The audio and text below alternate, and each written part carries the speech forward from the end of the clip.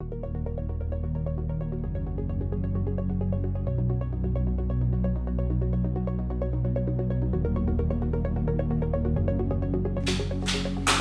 entonces, ¿qué?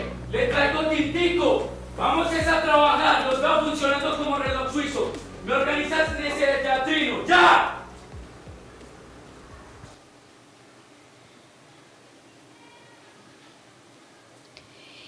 En la época de 1400, un navegante llamado Cristóbal Colón le propuso a los reyes de España encontrar una nueva ruta comercial entre Europa y Asia.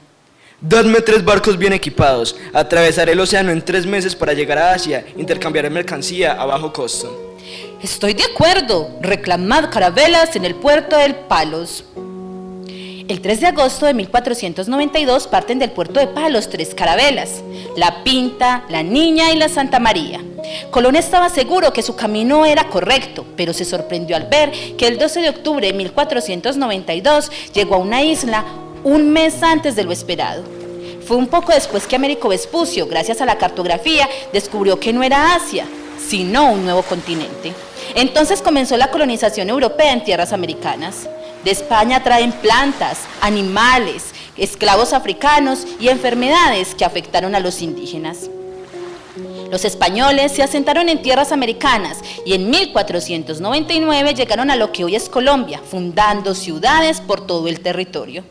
Españoles, indios y africanos comienzan a mezclarse, se fundan las primeras ciudades colombianas y España, ayudada del nuevo continente, se hace el país más poderoso de la época. En 1700, España vive un mal momento tras guerras europeas. El rey Carlos II se le tiene como una persona poco inteligente, débil y no puede tener hijos, así que quieren que otra familia tenga el poder. Así, la familia Borbón, con el francés Felipe V, toma el trono a pesar de no ser español. Haré reformas para recuperar el control y la economía. Le quitaré el poder a los criollos y a la iglesia. Le pondré altos impuestos a todo y España volverá a ser el imperio que alguna vez fue. Mientras tanto, en América, los criollos y la iglesia se opusieron a estas reformas. ¡Abajo los impuestos! ¡No los queremos pagar! Una multitud armada marcha hacia Santa Fe para protestar por los impuestos y el mal gobierno. Tranquilos, escucharemos sus peticiones. El rey acepta todas sus exigencias. Firmaremos un acuerdo para arreglar ese incidente. Pero el gobierno no quiso cumplir sus peticiones y José Antonio Galán, un criollo que participó en la revuelta, no vio para nada bien que las autoridades españolas los hubiesen traicionado. No, el gobierno no cumplirá lo pactado y ha llenado Santa Fe de puros soldados. Para evitar otra revuelta, ahora pagaremos los impuestos. No, organizaremos la resistencia y cumplirán. Galán organiza la rebelión junto a los campesinos y esclavos. Tiempo después, Galán es capturado y fusilado. Hacia el año 1800, Europa es controlado por Napoleón Bonaparte y al derrocar al rey español Fernando VII pasó a su hermano José al trono. En América, estos hechos produjeron molestias y algunos criollos se reunieron en secreto en el Observatorio de Santa Fe. Los criollos hablan de lo sucedido en España. Napoleón tomó el poder en España y varias ciudades se oponen a esto. Tengo un plan. El 29 de julio la plaza estará repleta. Le pediremos prestado un florero a Llorente y seguro se negaré. Haremos un escándalo y todos los criollos se unirán y gritaremos por la libertad. Y así sucedió. En medio del desorden del día, obligaron al virrey a entregar el gobierno y formaron una junta de gobierno nombrado en medio del cansancio y de la misma manera. Algunas ciudades se independizaron del reino y otras querían ser la capital. Antonio Nariño representaba una de esas ciudades y Camilo Torres la otra. Yo creo que todo el país se debe manejar desde una sola ciudad. Yo creo que cada ciudad debe tener una autonomía para gobernar una parte del territorio. Luchemos para ver quién tiene la razón. Ganó el federalismo de Tunja. En Europa una parte pierde el poder. El rey de España, infeliz con su pérdida de poder, planea tomar cartas en el asunto. Pablo Morillo, ahora recupera el poder. Necesito que se lleve un ejército y vuelva a tomar el poder de América y castigue a los rebeldes. Es hora de la reconquista. Después de meses de guerras y castigos, se recupera el virreinato de América. Bolívar, es hora de que unamos fuerza para independizarnos por completo.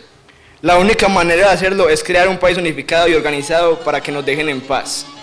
Le entrego entonces la construcción de la guerra para la independencia. Yo, Santander, apoyaré la guerra desde la Nueva Granada, mientras que usted lo hace desde Venezuela.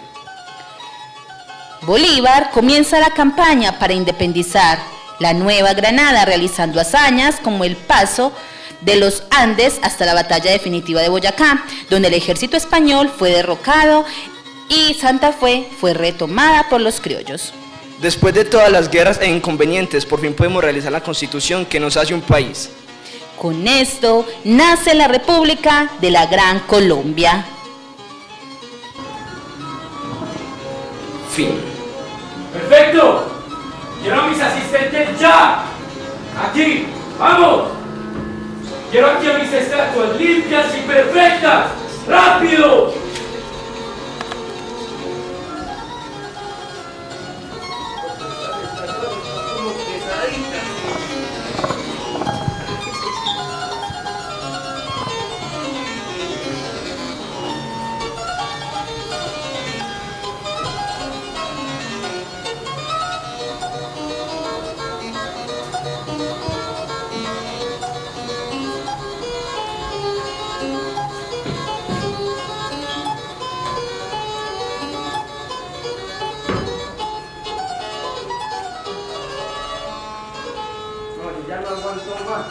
No quiero ni un rasguño en ellas. ¡Vamos!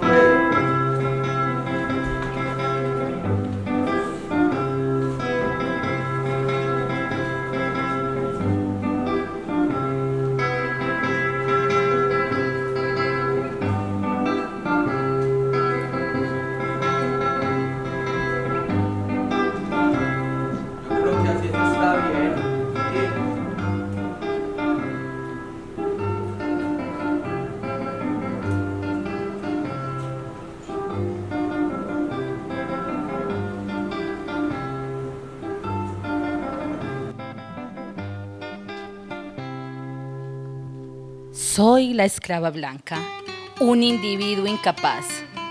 Para poder ser notada en una sociedad, debía estar acompañada de un hombre.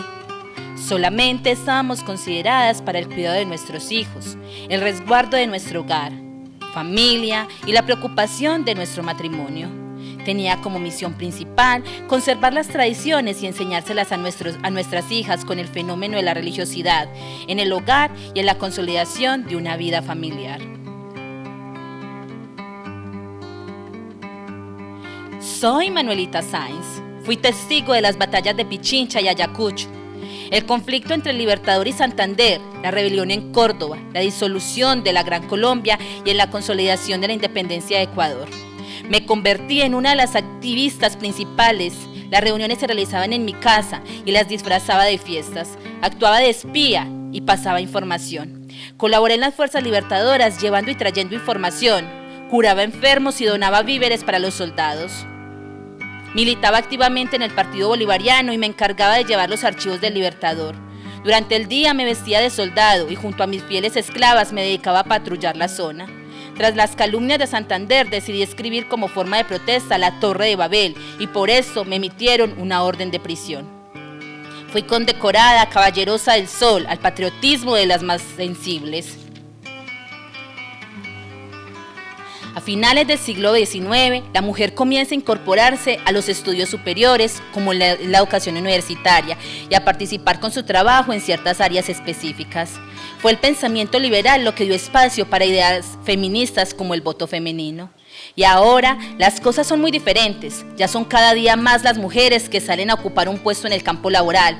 Conforme el tiempo pasa, la situación económica del país se fue tornando cada vez más difícil y en los hogares donde antes alcanzaba el dinero que el señor de la casa traía, dejó de alcanzar. Entonces la esposa tuvo que entrar en acción y buscar algún trabajo que ella pudiera desempeñar a cambio de un pago, mismo que utilizaría para apoyar con los gastos del hogar, sin descuidar su trabajo de tiempo completo, que es el de ser ama de casa, profesión que ejercemos con orgullo desde el día en que nos casamos a cambio de ninguna remuneración económica. La diversidad cultural es una característica esencial de la humanidad y un factor clave de desarrollo. La diversidad como tal no se encuentra en la historia, pero sí se ve reflejada en la historia de negros e indígenas, cuando muchos sufrían maltratos o luchaban por su independencia, cuando los blancos abusaban de su poder, cuando tanto hombres como mujeres buscaban su identidad de género, cuando la religión dominaba nuestro país, pero ahora es una religión diversa, en la moda o música que año tras año cambia su género o ritmos para toda esta historia de diversidad que nos hace parte de una sola Colombia. En la época de la independencia solo existía una moda, la de la clase alta, con hilos de plata y oro, mientras que la gente del común se vestía con ropa heredada de sus amos y descalzos. Hoy en día toda la moda ya está inventada, se moderniza en comparación de los siglos anteriores y siempre dentro de una practicidad. En este siglo no hay moda uniforme, todo se basa en la diversidad.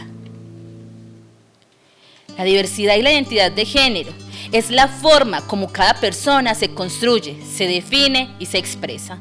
Las personas lesbianas, gays, bisexuales, trans e inters han sido históricamente discriminados por su orientación sexual, identidad, expresión de género y diversidad corporal. Aún continúan siendo víctimas de discriminación y violencia y otros abusos. Solo son 4 leyes aprobadas que incluyen a las personas LGTBI y más. Colombia es un país con gran riqueza cultural, propiciada por el mestizaje. Nos han brindado una variedad de estilos exquisitos de música y baile. Es tal su variedad que se le llama el país de los 1000 ritmos. De hecho, tiene 1025 ritmos folclóricos. Entre ellos están la cumbia, el vallenato, el joropo, la traba paisa, el currulao, la danza, el mapalé, el porro y el torbellino. La Iglesia Católica comenzó a participar en la política desde la independencia. De los firmantes del Acta de Independencia, algunos fueron religiosos. La religión buscaba continuar con la intolerancia impuesta desde la colonia. Solo se podía profesar una religión, la católica. En 1848 se crea el Partido Conservador con la idea de desmontar al Libertador, pero el Libertador gana en 1853 y separan la Iglesia del Estado. En la guerra se pierde el Partido Liberal con la idea de que era pecado. La Iglesia tuvo tanto poder que el arzobispo tenía la última palabra en las decisiones importantes. En la Constitución de 1853 se tiene la idea de libertad religiosa y en los años 60 algunos sacerdotes acuden a la Iglesia y se unen al ELN. Ahora, con la Constitución de 1991, cualquier persona puede manifestar la religión que quiere sin ser juzgado.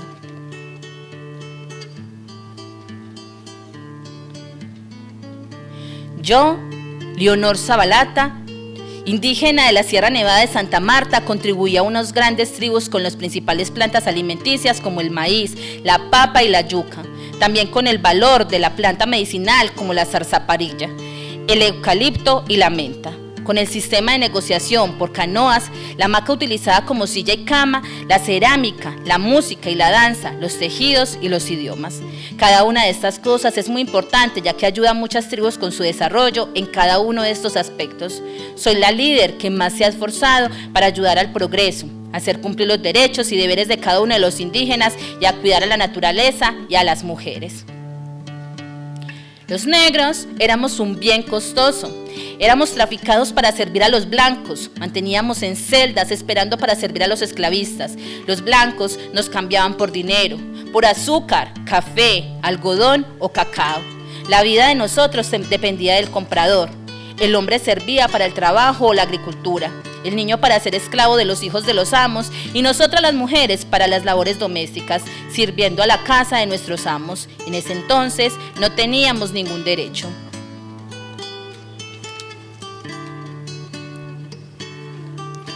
Los niños, la mayor parte de nuestro tiempo teníamos que trabajar. Lo hacíamos con nuestros padres o sin ellos. Vendíamos y transportábamos agua, lustrábamos zapatos, hacíamos jugos o cualquier tipo de artesanías. La sociedad nos veía como pequeños adultos, ya que era muy normal ver niños de 9 años trabajar por las calles y plazas tratando de ganarse la vida.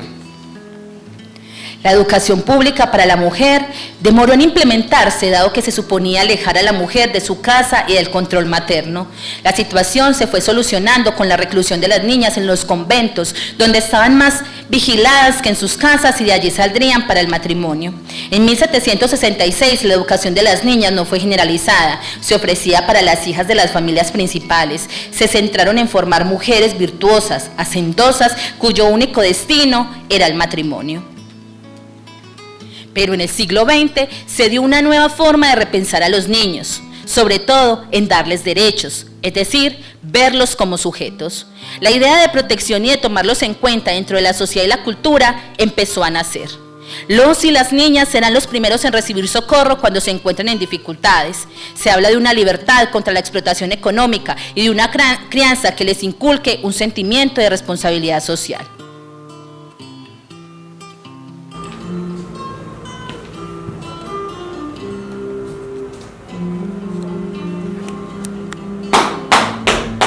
Maravilloso.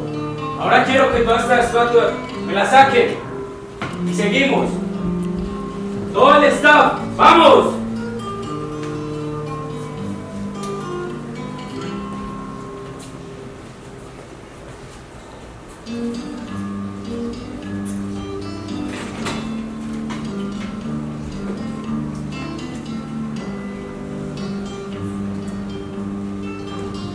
Vea pues, ¿quién creería que estas estatuas que se ven bien feas, bien desgastadas, tienen la historia de Colombia en esos 200 años?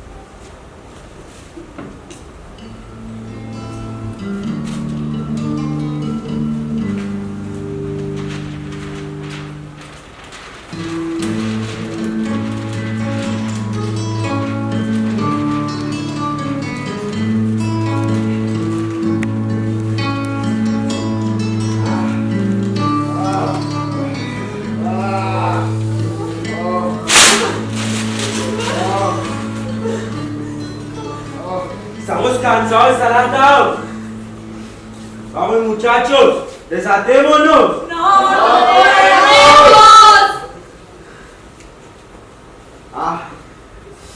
Todavía seguimos atados. No, nada está bien. Yo no puse esto en mi libreto. ¿Por qué lo hace? ¿Por qué? Están dañando mi obra.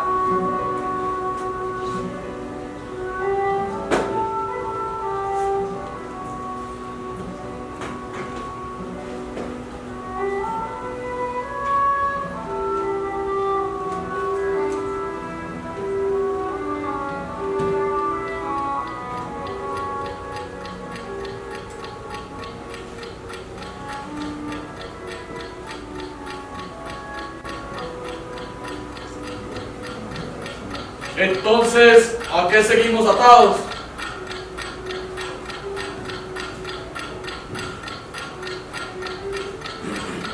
Cuando Colombia y buena parte de las antiguas colonias españolas llegaron a los 200 años de vida independiente, es conveniente preguntarse si sus ciudadanos han alcanzado la libertad. Pero los sucesos recientes en nuestro país muestran una preocupante realidad. En Colombia, la libertad cada vez más pierde su valor. Frente a eso, debemos reaccionar de manera airada. Somos esclavos de quienes detentan el poder y limitan de manera arbitraria la libertad de ciudadanos. Somos esclavos de actos banales de nuestro pensamiento, tanto que nos acostumbramos a hacer copias de otros modelos, constituciones, leyes y costumbres que nunca han sido nuestras. Para mí es imposible hablar de libertad cuando se me priva de ella.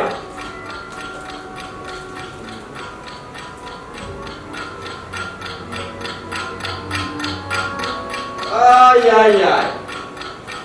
Billetico sobre billetico. Economía, plata, dinero. Todavía seguimos atados a todo esto. La economía, la plata y el dinero es algo que nos mantiene aferrados a estas cosas. Es algo en los cuales nos mantiene concentrados para luchar por ello, o no luchar, solamente seguir atados a eso. Nosotros trabajamos por el dinero, no por algo que nos gusta. Hasta allá ha llegado la esclavitud de este tema. El dinero, es triste saber que la frase más importante que refleja un pueblo está en el billete con menos valor del país, el billete de 1000. Es triste saber que la economía, que la cantidad de plata que tenemos en el bolsillo nos define el extracto de la vida de cada persona. Lo peor aún, es triste saber que nosotros sin dinero no somos, o mejor dicho, no podemos ser nada.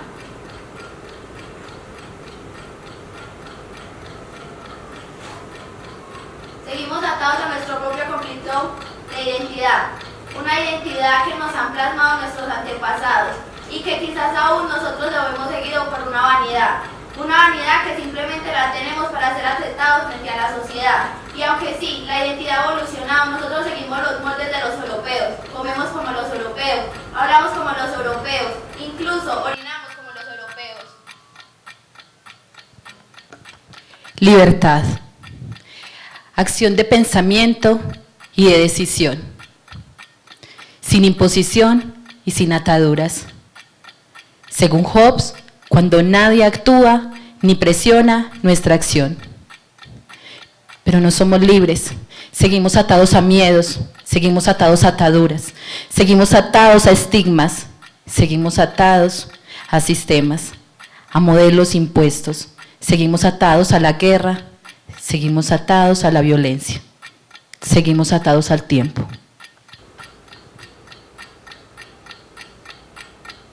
Es tiempo de dejar en libertad la libertad. ¿Por qué? ¿Por qué lo hicieron? Dañaron mi obra. Mi hermosa obra.